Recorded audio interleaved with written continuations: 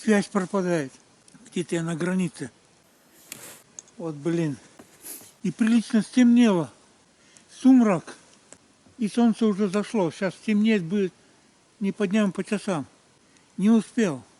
Ну ладно, хоть дорогу пробил. Четче дорога будет. Потом снега уже сантиметров 20 где-то. Ай, блин. Одна точка-то появляется, то исчезает, поэтому сбрасывает связь. О. Где? Я в лесу. Думал, Мне Серег сказал, что тут людей собирается от тебя. Бери, тебе смерть идет. Я вас жду. Ты не позвони мне, что я жду. ну я поехал, но я вернусь, наверное, потому что слишком стемнело, я просто не успею. Но я хоть дорогу пробил. А звонок-то не был слышен, тут только в лесу. Тебя уже раз 5-6 дозванивала. Сейчас уже в дорогу Биланова позвала, чтобы меня отвез. Ну, отказывай. А звонок-то не был слышен, тут только в лесу. Я нормально пообедал и думаю, дай воспользуюсь, что хоть дорогу пробью. Но хотел доехать, но не успеваю. Поэтому возвращаюсь. Так, паника народ началась. Это моя ошибка. Надо было позвонить. Ариса Батьковна, глубоко извиняюсь, что не предупредил, что я махну в лес. Извиняюсь. Ну, сейчас развернусь и поеду домой. Просто не успею. Еще тут достаточно далеко ехать, а время все вышло. Сейчас с каждой секундой будет темнее и темнее. Ай, назад. Так, поворот.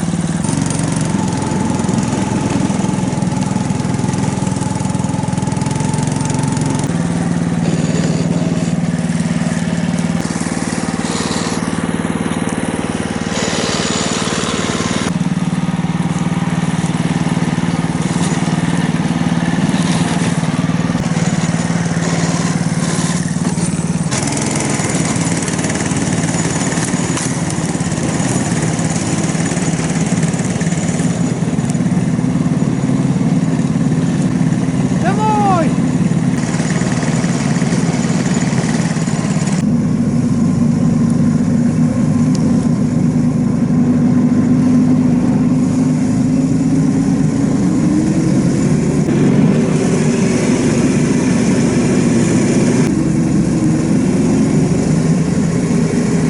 В лесу темные сумерки, но камера еще различает цвет.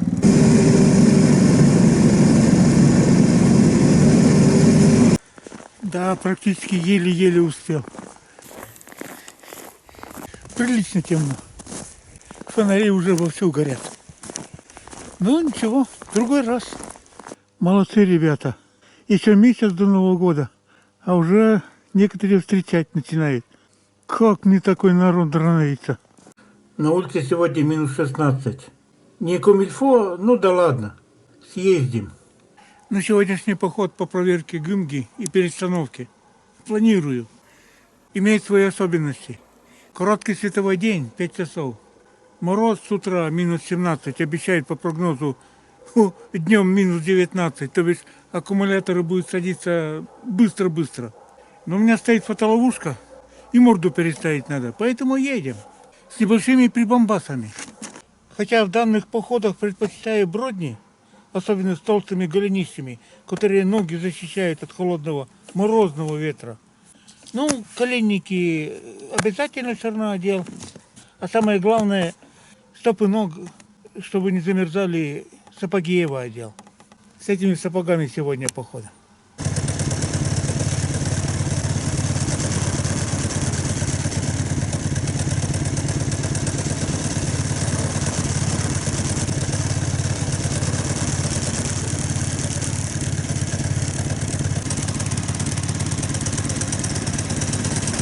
Такая утренняя заря, пожалуй, к морозу. Ледяная тишина. На следующей неделе обещают до 40 минус. Декабрь у нас такой морозный.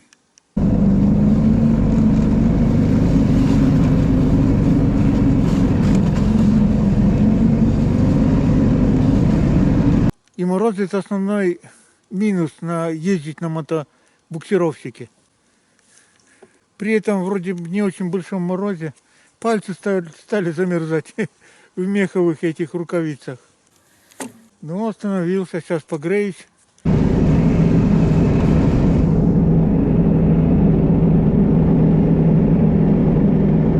Уже 4 километра чисто по моему снежному бураньему следу лиса бежит. Бежит, бежит, изредка он только отходит. Мышей там местами копает. На белку отвлекается. И дальше бежит. Интересно, сколько она еще так пробежит? Слегка припорошила, это значит, максимум день назад бежала. У меня впереди фотоловушка. Интересно, попадется или нет.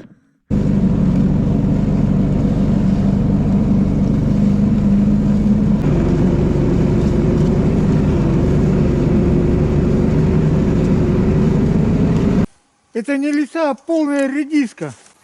20 метров до моей фотоловушки не добежала, в лес махнула. Нет бы еще 20 метров. Блин, редиска. Ну, не повезло. Бывает. Что-то я далековато поставил в лес.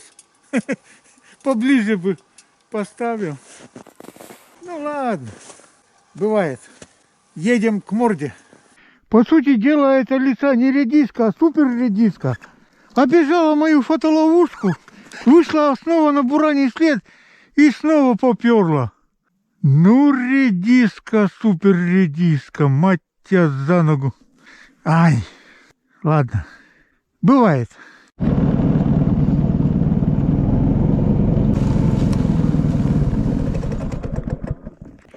Приехали. Ну что, смотрим морду. Попало, не попало, уже на другой ГЭП переносим.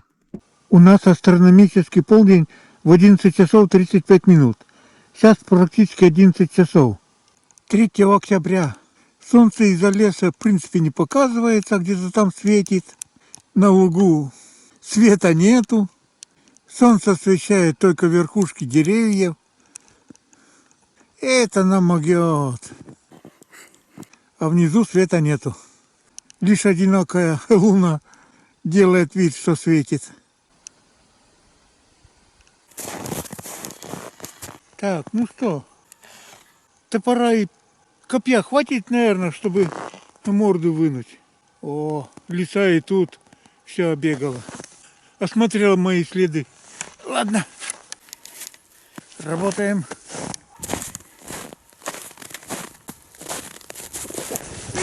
Тут кругом моего следа все обегало. И след-то не старый. А тут что так изучала? Неужто там что-то булькает? Ну, проверим. Ну давай, наколенники, работайте. Сейчас и сняла. Поехали. Ух ты! Минимум сантиметров 5. А то и больше. 2 дня. Ой. Так, тут вообще ерунда с этой стороны.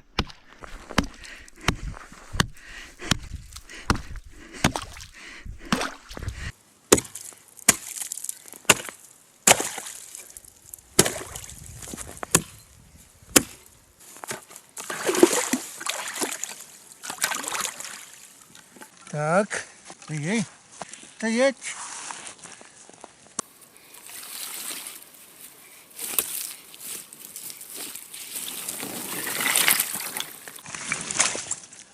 Так, интересно.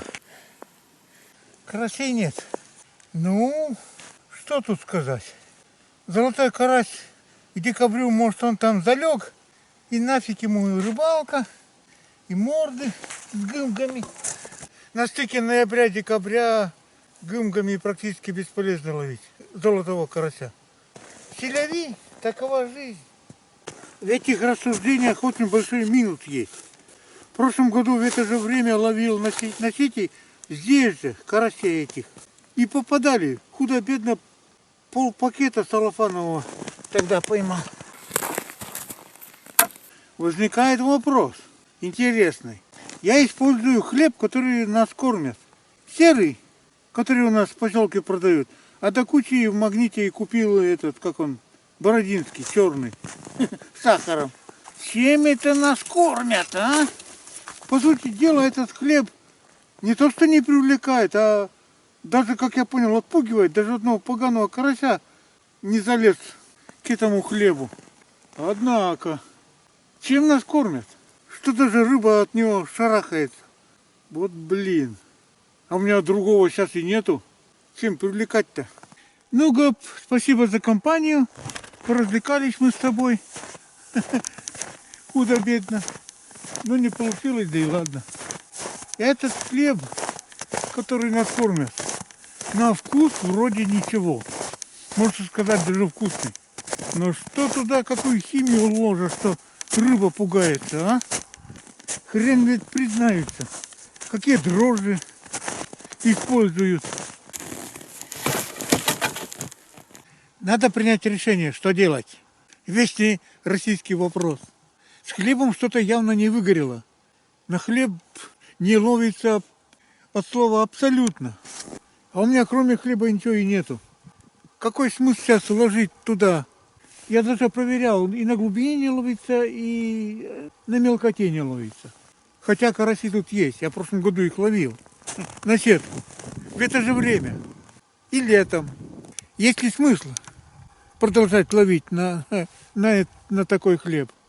Тем более, следующая неделя у нас мороз до 38, согласно прогнозу комикс ЦГМС. И плюс я еще практически до Нового года уезжаю. Поэтому морду я ставить больше не буду. Побаловались и хватит. Что издеваться над карасями? Ну, морду, ясен пень. Я оставляю в лесу, куплю пищевую приманку. Ну, не для карасей, так хотя бы для плотвы. И в январе попробую. Лед, конечно, по-мошняцки будет, ну да ладно. Так что, мордочка, попрощаюсь с тобой до января. Потешили свою душу солнечным лесом. Едем дальше.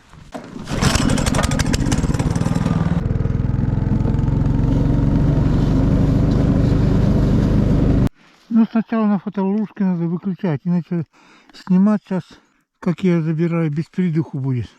Ну, давай.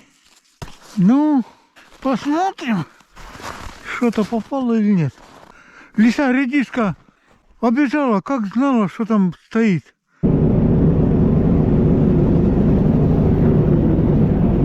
Ну что, ноябрьскую эпопею с золотыми карасями будем считать законченной. Что карась в это время на Гымгу на озерах не ловится, конечно, имеет место. Но учитывая, что в прошлом году на сетке карась ловился в это время, то есть он двигается, надо понять причину, почему не попался. Хлеб не привлекает наш.